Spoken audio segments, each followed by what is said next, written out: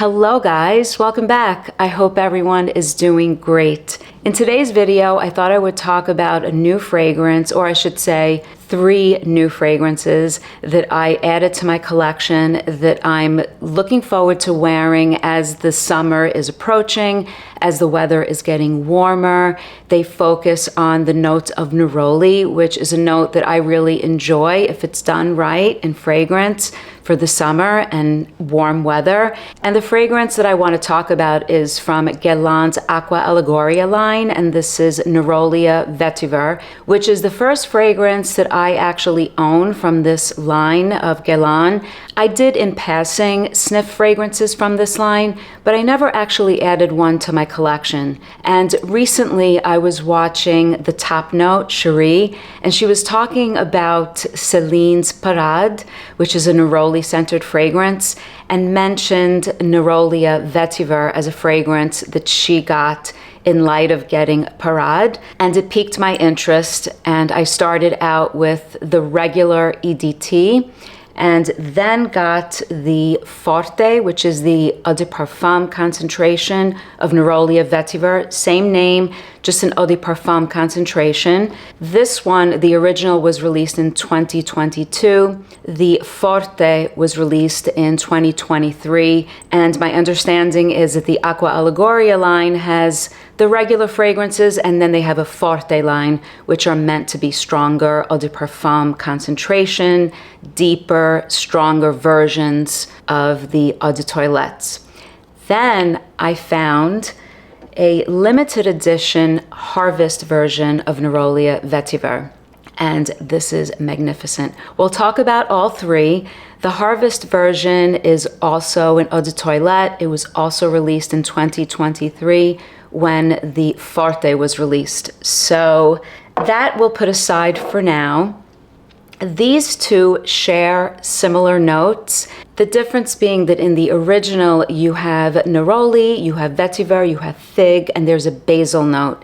In the Forte version, you also have the neroli, the fig, the vetiver, but you have tonka bean. So there are some differences, but they are all 3 really great neroli fragrances. And we'll start with the original one, the eau de toilette concentration. Like I said, it has the neroli with the fig and the vetiver, and it also has this basil note, which is quite interesting. It's so fresh and uplifting. There are floral nuances, green nuances that come along with the fresh neroli.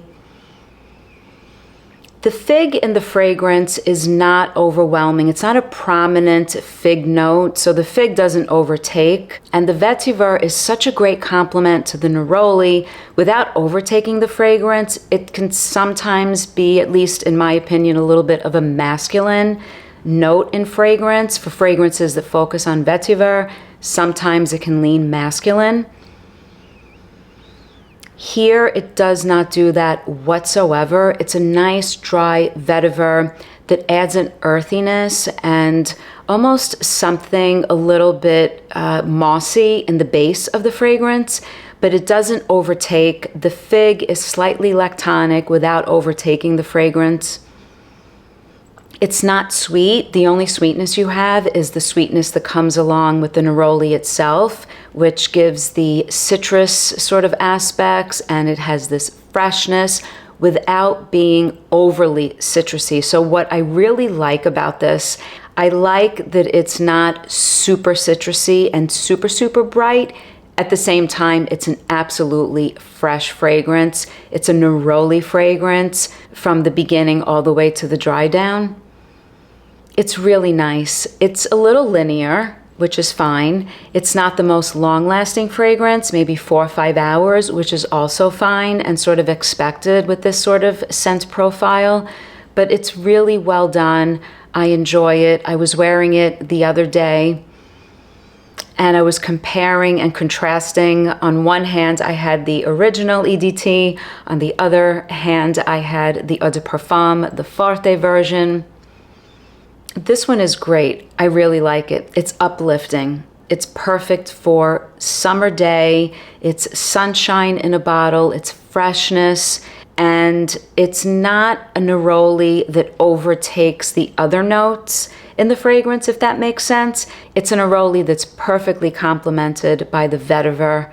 And the basil is giving a little bit something herbaceous, maybe in the opening. It's just adding to the green components that already exist within the neroli itself. And the vetiver, like I said, is not super prominent. It's there in the base, it's there in the dry down, and it adds a little bit of earthiness to this beautiful, slightly sweetened, slightly floral, green, citrusy neroli.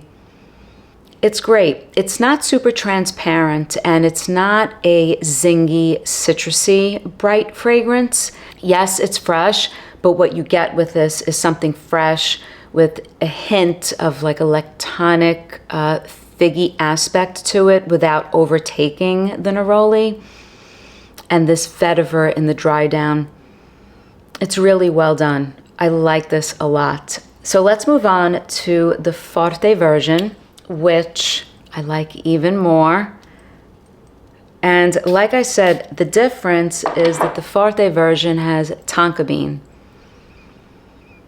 It's richer. It's a richer, more syrupy take of Nerolia Vetiver is what it is. And the tonka bean, I think, is more prominent in the dry down where you get the sweetness, but it's a warm sweetness. Fresh, citrusy, floral, and this one is deeper. So you take Nerolia Vetiver and imagine a deeper, fuller version of it, one that's not as citrusy. I would say that the Nerolia Vetiver Eau de Toilette has more citrusy aspects than it has of the floral aspects. It's citrusy and green with that fig and the vetiver. I think the Forte version has a little bit more of the floral component of the neroli together with the green and the citrus as well. But I think there's a little bit more floral in the Forte version, and it's more full-bodied. It's not as light or as bright, let's say, as the Eau de Toilette. I get more of the florals in the Forte version. I get a deeper scent profile. Yes, it's still a fresh scent profile, just like the original version, but I think the Forte version also lends itself maybe to cooler weather, maybe the fall, maybe the spring. As it develops, that tonka bean comes through and you have this warm sweetness. So it's really, really nice without having a fragrance where the sweetness is overtaking. It doesn't overtake the neroli and the freshness and the floral and the green, but it's definitely there and it's a beautiful complement. I really, really like the Forte version. It's really nice. It's a more full-bodied version. It's a stronger version. It's a version that goes a tad darker. It's a version that has the warm sweetness, and the tonka bean is also adding a little bit of powderiness, maybe a little bit of ambery effect in the dry down, in the background. It's beautiful, really nice. And this one is the original. Yes, it maintains a lighter, a little bit more of a citrusy, a fresh scent profile. And the Forte is more syrupy and full-bodied. They're both beautiful. They're both great takes on neroli, and you can't ignore the price point of these fragrances. So both of these are 2.5 ounce, 75 ml size bottles, and the Eau de Toilette I think was $50, $48, and the Forte was maybe between 50 and 55, and that is an amazing price for what you get. They're excellent fragrances, and like I said, my interest was piqued when Charisse from The Top Note spoke about Celine's Parade, which is a beautiful fragrance. I just sprayed that the other day from my sample set. I love it. It's gorgeous. However, there's a very, very big price difference. You're talking about, well, that's a 100 ml, that's about $330. So this one is a 75 ml, but nonetheless, that's $330 for 100 ml. And it is a beautiful neroli fragrance, but this one is really, really worth every penny of $50 at a discounter. But let's now move on to the third one, and this is 100 ml. This one is discontinued, so this one I paid a little bit more. I don't know how much this was when it was first released in 2023. I paid about $100. I have no idea if that's too much, too little. No clue. It is an eau de toilette. It is magnificent, and it is my favorite of the three, and we'll talk about why.